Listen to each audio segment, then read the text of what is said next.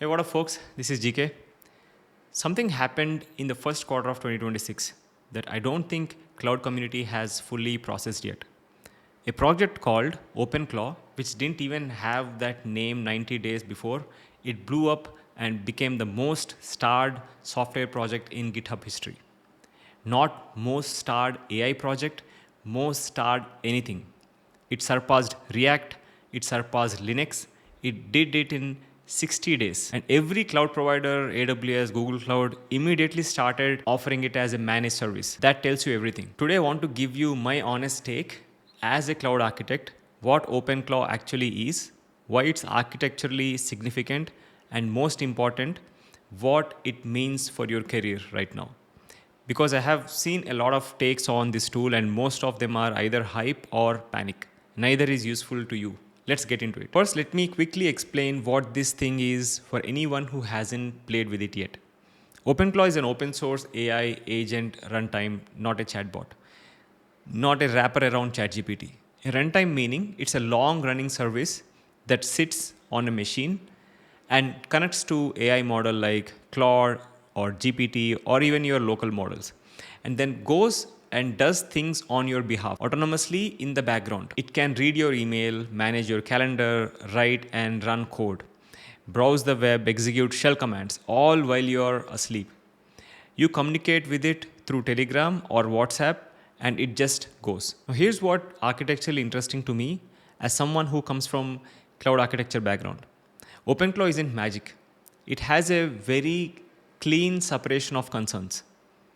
There's a gateway, the always on control plane. There's a reasoning layer, the LLM, and there's an execution layer, the runtime that actually calls tools and APIs. The model doesn't execute anything directly. It suggests and the runtime acts. That architecture actually is something we already deeply understand in cloud. It's a service mesh. It's a microservices pattern. It's just being applied to AI agents now. Here's what nobody is saying loudly enough.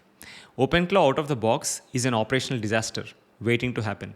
And I say that not to trash the project. I think it's genuinely impressive.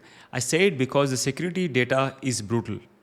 Researchers found over 30,000 publicly exposed OpenClaw instances on the internet. Why? Because the default configuration binds to 0.0.0.0, COD 0, meaning the gateway is accessible from the open internet if you deploy it on a VPS without properly configuring a firewall. Credentials stored in a plain text under a home directory. A critical CV scored 9.9 out of 10 that allowed one-click remote code execution. The register called it demonstrably insecure. Now think about what means for an enterprise adoption. Every enterprise that wants to run OpenClaw and they will want to run it because the productivity gains are real, needs someone who can answer quickly like, do we put this in its own VPC? What does the least privilege IAM look like for an agent that reads S3 buckets, writes to a database and calls external APIs? How do we audit what agent actually did? What's the blast radius if the gateway gets compromised? These are not questions a developer asking their AI. These are cloud architecture questions. These are your questions. Something one of the research pieces I looked at said really stuck with me. Prompt engineering is taking a backseat to system architecture. This is the most important sentence for cloud professionals to internalize right now. When AI was just chatbots, the premium skill was knowing how to talk to model. Prompt engineering, system prompts, RAG pipelines. The cloud was just infrastructure underneath, necessary but commoditized. But when AI becomes an autonomous agent with system level access, reading files, executing commands, calling APIs, the premium skill shifts. Now what matters is VPC design and network segmentation, IAM and least privilege access patterns, API, cost optimization, container security, and sandboxing, observability, and audit trails. I pulled up Indeed job listings while researching this video. There are already roles appearing with titles like AI systems engineer, OpenClaw, automation DevOps. One listing literally said you should know how to deploy these in a business setting, configuring them securely, and let them execute real work without babysitting every step. That's a cloud architecture skill they are describing. They just haven't fully realized it yet. Let me give you my opinion clearly because I think the nuance here matters. Who wins immediately? Cloud architects and DevSecOps engineers who understand agent infrastructure. If you know how to design a secure, auditable compute environment, VPC, IAM, secrets management, observability, you are person enterprises need to run OpenClaw at scale. Not the developer who built the agent, not the product manager who specced it, it's you. Who needs to adapt? Cloud architects who are still thinking purely in the terms of traditional workloads, VMs, databases, web servers. The compute patterns for agentic workloads is different. These agents run continuously. They are event-driven and cron-driven. They have unusual egress patterns that your WAF and security group rules weren't designed for. They generate token costs that map poorly to your existing FinOps models. If you haven't started thinking about what agentic compute looks like on your preferred cloud platform, now is the time. Who is at genuine risk? Roles that were already being squeezed. L1 cloud operations, manual runbook execution, routine infrastructure tasks, because that's exactly the category of work OpenClaw automates well, not architect level design thinking, repetitive execution. And one more thing, the multi-cloud angle here is real.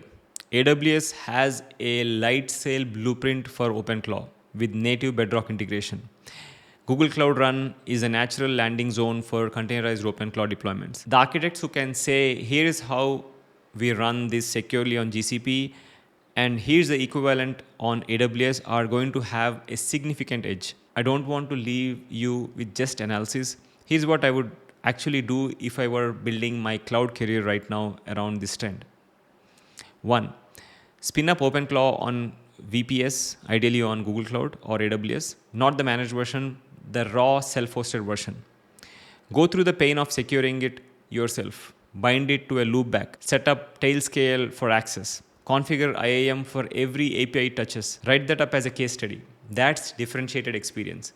2. Start thinking about agentic workloads in your FinOps mental model. Token costs are the new compute costs. An agent running background cron jobs against GPT-4 class models will surprise you on the bill.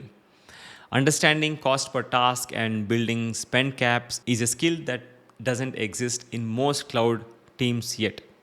3. Look at NVIDIA NemoClaw announcement. NVIDIA shipped a tool that installs OpenShell in a single command, adding sandboxing, privacy controls, and policy-based guardrails. This is the enterprise hardening layer. Understanding how it works and how to position it to a CISO is a sales pitch that wins deals right now. 4. Update your LinkedIn. Seriously, add agent infrastructure, agentic compute, or AI agent security to your skills. The recruiters searching for people who can do this are already looking, and the supply side is thin. Here is my honest summary. OpenClaw is not the thing that replaces cloud architects.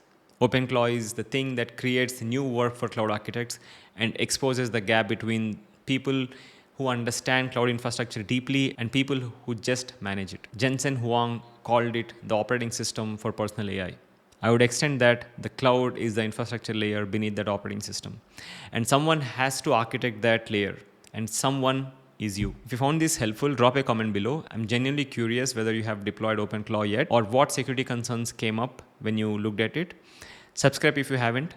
We go deep on cloud architecture, DevSecOps, and what these AI trends actually mean for your career. And I'll see you in the next one.